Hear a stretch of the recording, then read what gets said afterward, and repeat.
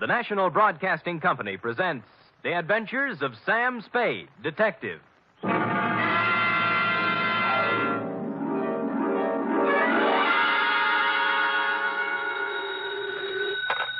Spade Detective Agency? Me, sweetheart. Oh, Sam.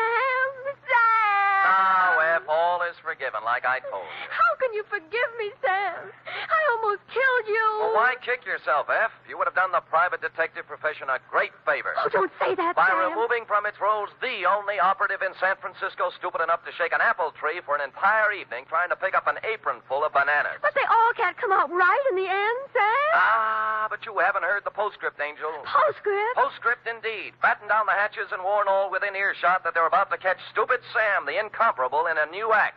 For during the next 29 minutes and 30 seconds, I shall don the mantle of Don Quixote, shoulder my battered lance, and tilt at windmills in an object lesson to the gullible entitled The Spanish Prisoner Caper.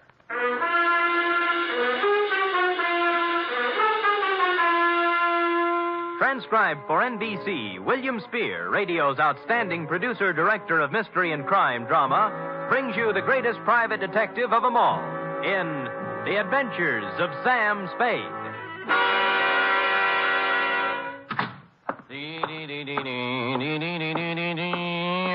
Effie?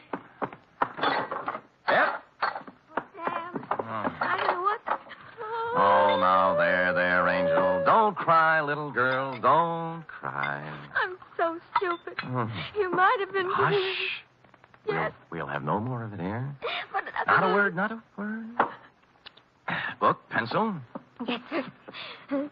Go ahead. Date, fill it in to Miss Marjorie Loveland, Brockhaven Apartments, from Samuel Spade, still license number 137596. Oh. Down, F.A., down. Subject, the Spanish prisoner caper. Dear, dear Marjorie. When they made you, darling, they threw the mold away. In this day of the emancipated, self-sufficient, 100% competent female, it came as a fresh breeze and a boost to my masculine ego to run across a lady, white-haired and fragile withal, who needed protection.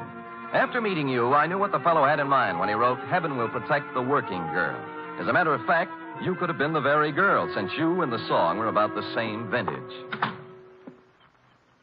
Do please sit down, Mr. Spade. May I fix you some tea? No, thanks. I planned to come to your office, but I decided I just couldn't risk going out at this time. Oh, why's that? Well, he might come, you see. And I'd never forgive myself if I was out. Oh, who's this? Senor Palmera. Oh. Oh, he's more than a week overdue now, and I'm on pins and needles. I gave him my address here at the Brockhaven. But there's the Brocklebank and the Brockhurst and the Brockmorton and the Brock. Yeah. It would be so easy for him to become confused, being a stranger in town. Well, I'm a native. I'm confused myself. Well, I thought perhaps you could locate him. He should be back from Mexico by now with Don Luis. Don Luis? Dear me. So many things could happen to them. Walking the streets with all that money. What money? The gold and the precious gems. How about starting all over again? Why? Haven't I made myself clear, Mr. Spade? Well, I have the end fairly straight, yes, but if you'll give me the beginning, we'll have everything. Well, I suppose the beginning was 3 weeks ago. Where? In the lobby of the Grand Hotel for Women. I see. I was staying there temporarily while I was waiting for this apartment, you see. So? So, the day I got word I could move here, I packed up and had them take my things out to the taxi. Then I went to the desk and got my money from the vault. Oh, how much? $840. Cash? Yes, in bills. My annuity money had just come from the East. Well, I just put the bills in my purse and was starting out the door when it happened. This voice came over my shoulder. A soft Latin voice saying, Senorita, I come to you on a matter of terrible urgency. And lo and behold, it was Senor Palmera. How did you know? Oh, I have a feeling for those things. Go ahead. Well, his uncle, Don Luis Alvaro, was in terrible trouble, he said. In prison in Mexico City on some sort of trumped-up political charge. And the family, though noble, was financially impoverished. Yes, except... Except for a casket containing the family jewels and an assortment of priceless heirlooms, all hundreds of years old, hand-wrought of the finest virgin gold. Mr. Spade, how everything... Said caskets and its precious hoard being hidden away in a secret place known only to Don Luis. All he needs is a paltry $840. It was $1,000. I went to the bank. A paltry $1,000 to bribe a jail official, and presto, Don Louis goes free, unearths the casket, and rewards you with an ample share of the family treasure. Mr. Spade, you've talked to Senor Palmera. Nope. How badly do you need the dough? Need it? Why, good heavens, Mr. Spade. It's all I have until next June. There's a small pension from the school board in Keokuk, but dear me, I don't know just how... Mr. Spade, do you mean he isn't coming back with my money?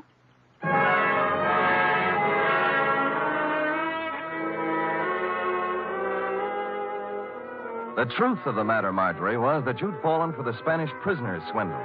A hoary old chestnut that goes back to the day of P.T. Barnum and before. But you look like if I gave you an honest answer, you'd dissolve into tears. And as I said, I was in one of my heaven and Spade will protect the working girl moods, so I made up a dishonest one.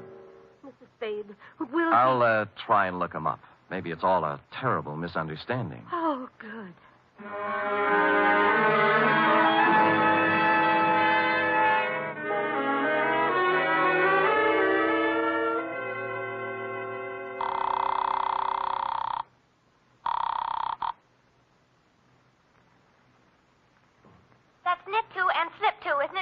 Effie? Free? What'd you say? Miss Perrine. Oh, Sam Spade, Detective Agency.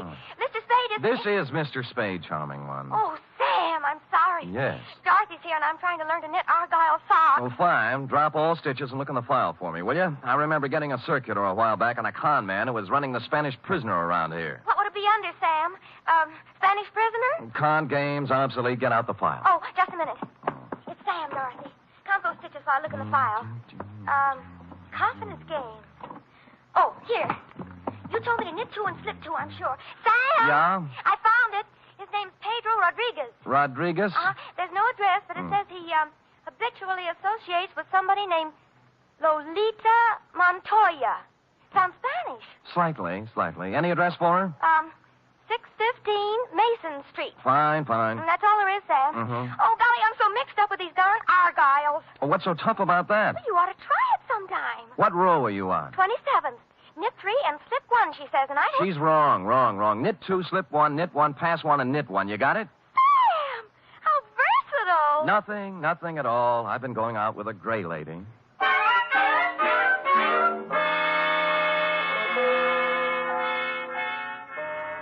615 Mason Street was a very large apartment building with the usual brass plate in the entry listing the inhabitants, among which I was happy to note was Lolita Montoya, apartment 408. I picked up the house phone and pressed the button. Yeah? Telegram for Lolita Montoya. Lolita isn't here. Lolita? My Lolita? Who is calling? Just a telegram, Pop. Stick it in the box, eh? Money order. Somebody has to sign for it. But it may be important. I will take care of it, understand? Yes, I understand. Sonny? Yeah? Climb back into that cab I saw you get out of. Hustle over to Western Union and tell the president Lolita's on a vacation. Get it? Score for you now. Hello? Well.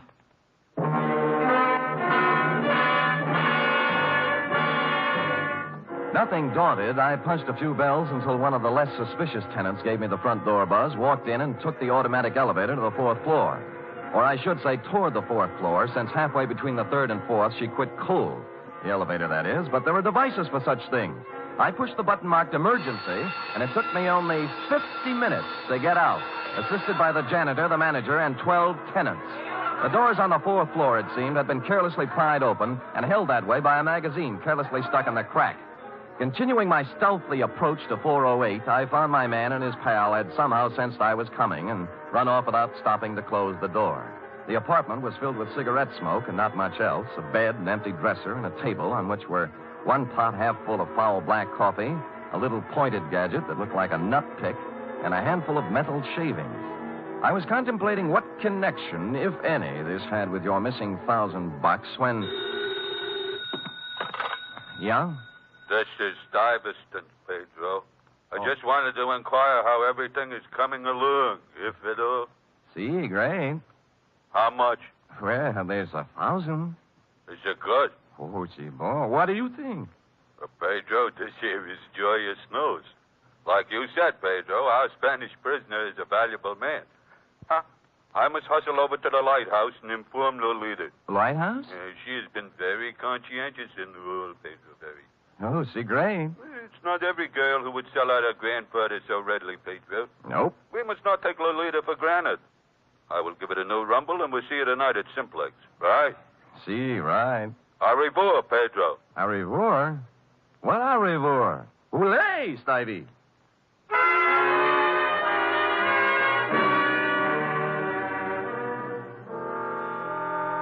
The only lighthouse I knew was a gin mill perched midway down the Embarcadero south of Market, surrounded by shoals strewn with human wrecks of all description.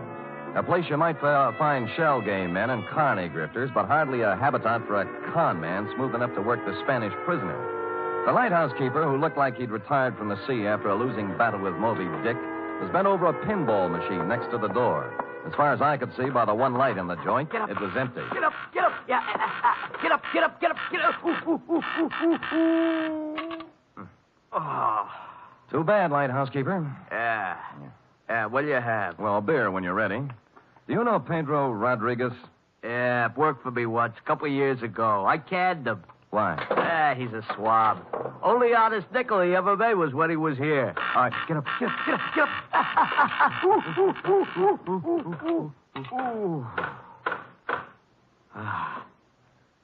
Thanks. Yeah, crooked swab is Pedro Rodriguez. He's up to something right now, if you ask me. Spanish prisoner? Oh, you mixed up in it too, huh? Nope, I just want to be. How does it go? Well, I don't know much about it, only it seems to smell. See, Pedro was sitting at the bar the other night with another swab, talking about an old Spanish gent who's going to make him $1 million. Just come over from Spade. Get up, get up, get up, get up.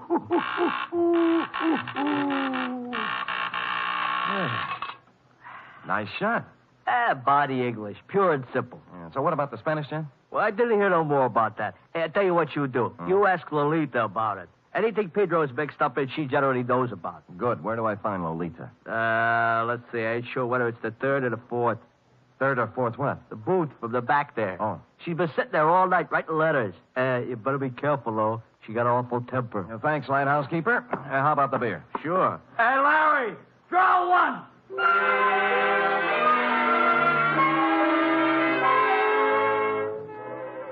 So Larry drew one, and I took it down to the bar to a point opposite booth number 4, which indeed contained Lolita, a fragile little thing wearing a turtleneck sweater marked Stillman's Gym. The table was covered with writing paper, and her alabaster brow was a mass of unsightly wrinkles as she chewed the end of her fountain pen. I'd no sooner settled down when the front door opened and what appeared to be the reincarnation of Gargantua the gorilla, only with clothes, steamed down the aisle and slid in next to Lolita, who was not alarmed at all. Lolita, I bear tidings. Listen to this. I am making progress. Grandfather dear, you cannot know how dire is the peril into which I have been thrust. Okay? Possibilities. Or maybe, Grandfather beloved. As I take up my pen in hand, I am overcome with fear. Things look very black indeed. I have fallen into the clutches of a... Stuyvesant, what are you grinning at? I have just conversed with Pedro on the telephone. We are in. Really? Yeah. Hey, you mean no more letters? No more. Pedro is exalted. He says that... What's the matter? Are we interfering with your train of thought, Buster? No. Go right ahead. I'll just sit here and drink my beer. Wait a minute. Now, look, George, there is plenty of bar down near the front door. Leave him be, Lolita. He's just a schmuck. I'm not so sure. He's got an honest look about him I do not like. What is on your mind, George? Pedro. Pedro, huh? Yeah, he's getting careless. Shortchanged a friend of mine $1,000. How does this figure? This man is subtle, Stivey. Yeah. You are anxious to put the bite on Pedro for $1,000, right? Huh? That is, unless Pedro wants to take a 5-year rap, it's up to him. 5-year rap for what? Stupidity. They ought to know better than to try to get by with a Spanish prisoner, honey. Spanish prisoner? He knows. What'd I tell you? It's a shakedown. Are you? Relax, Stuyvesant. Violence will get you nowhere. Out of my way, Stuyvesant. I'll show this tin horn. Lay off, Lolita, not the gun. I said get out of my way. You better let me have it, baby. Lolita, temper.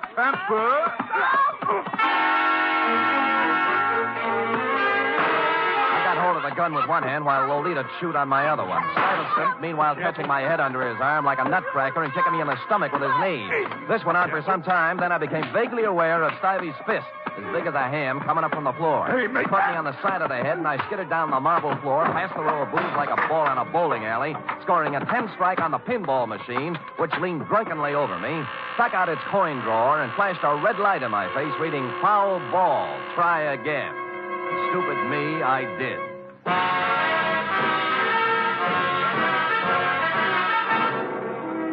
You are listening to the weekly adventure of radio's most famous detective, Sam Spade.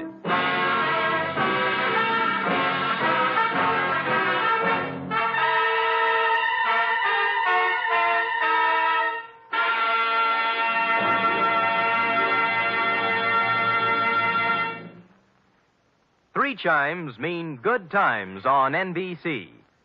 There's music and mystery tomorrow on NBC.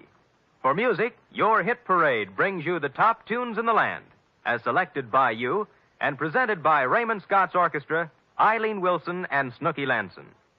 For mystery, Herbert Marshall stars as the Man Called X, an intrepid adventurer in international intrigue who travels to all corners of the world. Wherever there is danger, romance, and mystery, there you will find the Man Called X.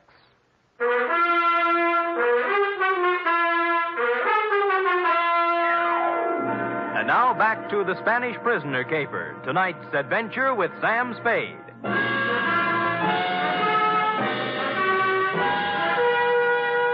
I came to with my head jammed between the brass rail and the bar next to what proved to be the lighthouse keeper's left shoe, parked as always in front of the pinball machine. Larry, that's up front. Oh. All right, get up.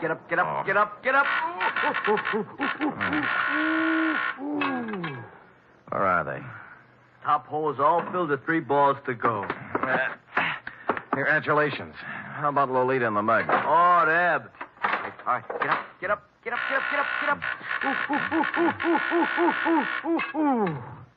Oh, Deb? Took off, blast them.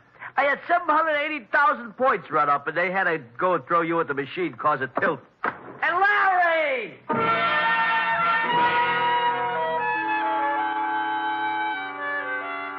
I sat until the buzzing in my ears quieted down and tried to hark back to the phone conversation with Stuyvesant in the apartment. It came eventually, and I pried mine host, the lighthouse keeper, away from the pinball machine and sat him down next to me with the yellow and standard sections of the telephone book. Simplex Bar Supply? No. Simplex, Easy Do Garden Furniture, nope. How about Simplex Printing Company, 509 Sansom Street? Nope. Simplex Office Files. Simplex Service Station, 12th and... Nope. Well, how do you know, mate? There's 42 Simplexes in this book alone. You find one that sounds like the front for a con operation, I'll buy it. Let's see. Simplex Cleaners, nope. Simplex Associates, nope. What's that? Nothing suspicious. Simplex Associates. Business opportunities, investments, gold, oil, and mining securities, marked cards, loaded dice, and Las Vegas real estate. Nothing. Well, that just sounds like it might be a possibility, though. Yeah, real estate. Midday. Homicide, Dundee. Sam Dundee, do me a favor, will you, pal? What? Run across the hall and check the bunco files. There's an outfit called Simplex Associates. Well, what's it about? Well, it started out as a con game. A grifter took my client for $1,000 on the Spanish prisoner. Spanish prisoner? Yeah. Well, what's that got to do with me? Call Bunko yourself, Sam. They're closed down at this time of night, Dundee. Be a sweetheart now, I'm will no you? sweetheart. I'm a homicide lieutenant, and I don't run a service agency for private detectives. Unless there's a corpse in it. You can take your business elsewhere. Dundee, look. Hold it, will you? I can't hold it. I got to get it. Lolita, where is she? Where is my... I got him. Put him down on the floor. The couch in the back. No, don't move. Easy. There. That's it. Lolita, I know she is here. They must free her. You must call the police and... Free her? Why was Pedro holding her? To make me do this thing, this terrible thing. And I have done it. But you must stop him now. He will let my Lolita go now. And then you must stop him. Millions of pesos in my honor. You must. Where is he? Simplex. He's in a bad way, mate. Not anymore. He was an aristocrat, thin face, silver hair, and the look of a Bourbon. It stopped me, Marjorie, because here it was, just like your Senor Palmera told you. The nobleman in the ragged clothes and dangling from one of his ankles the broken chain of a leg iron. In short, the complete Spanish prisoner. Dunne, it's legitimate now. You've got your corpse.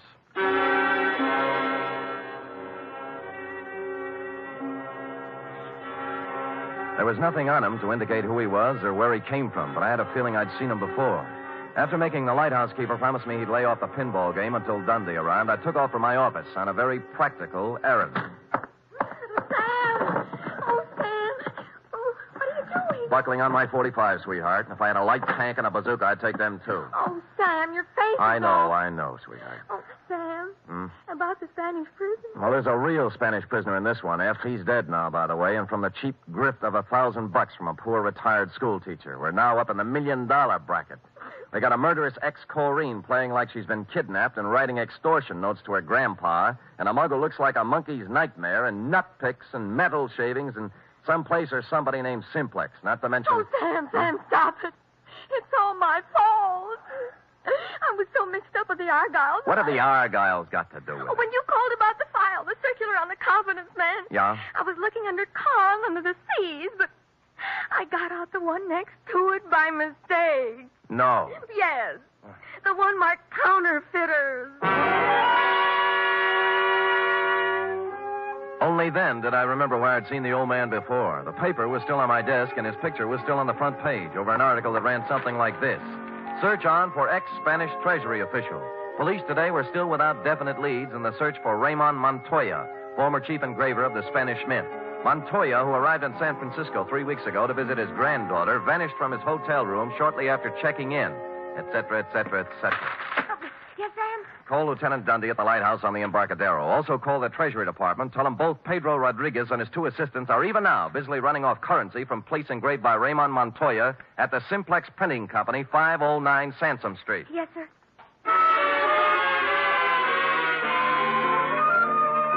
Mexican pesos it was, by the basketful. And the Treasury dicks agreed it was a happy thing for Mexico that Ramon had kept his engraver's tool on the right side of the law up to now. As to the matter of your Senor Palmera and his Spanish prisoner, I had excusably, I hope, lost my enthusiasm. And so it was, Marjorie, that I walked into the Palace Hotel lobby a couple of hours later to call you. Yes, sir? I'd like some nickels to phone, please. Why, sir. Shall I? No. They're phony Mexican bills. Oh, dear. Dear me. Oh, good heavens. You shouldn't show money around like that. I just stuck them in my pockets for evidence. Forgot to turn them over to the Treasury. Here we are. Here's the dime. Yes, sir. And here you are. Yep. Hey, senor. You dropped some big money. Keep it. Huh? Yeah. Put these back in my pocket.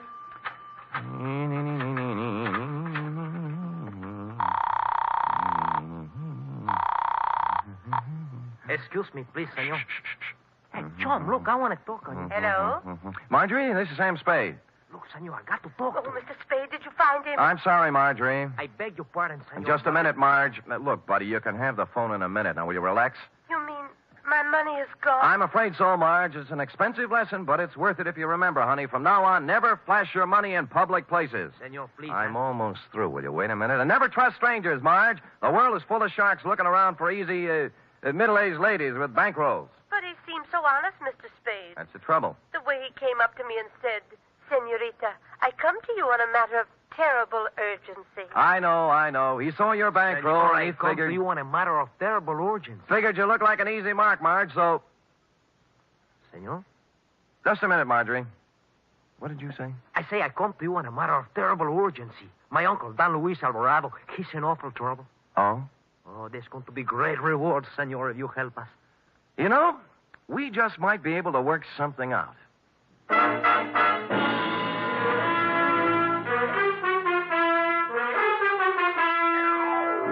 Well, Marjorie, he had $1,358, from which I deducted your $1,000 enclosed herewith, plus $58 representing my standard retainer. Period. End of report. Oh, it must be awful to be gullible like that.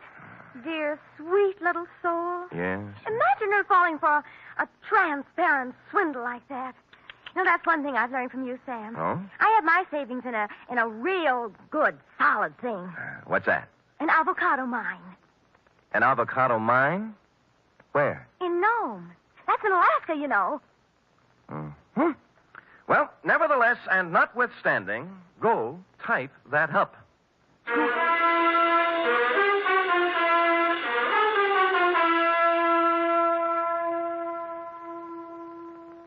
3 chimes mean good times on NBC. For something new about the Army, hear the Phil Regan Show every Sunday on NBC.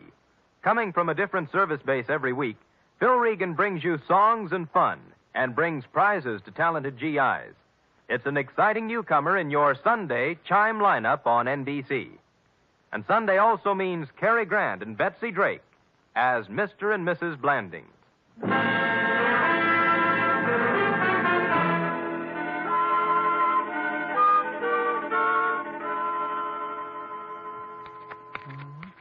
Here it is, Sam.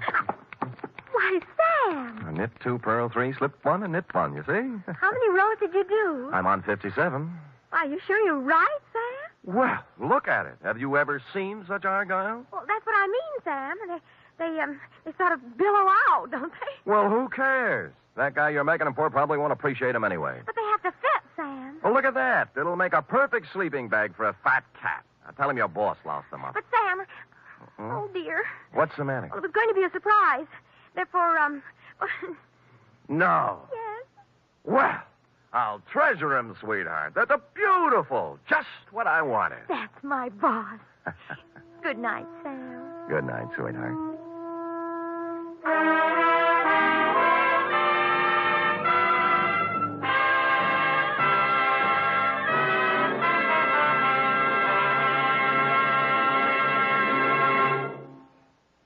Tonight's transcribed adventure of Sam Spade was produced, edited, and directed by William Spear. Sam Spade was played by Stephen Dunne. Lurene Tuttle is Effie. Also in the cast were Verna Felton, Lou Merrill, Shirley Mitchell, Ed Max, Jerry Hausner, Nestor Paiva, and Tony Barrett. Script for tonight's adventures by Harold Swanton. Musical scoring by Lud Gluskin, conducted by Robert Armbruster.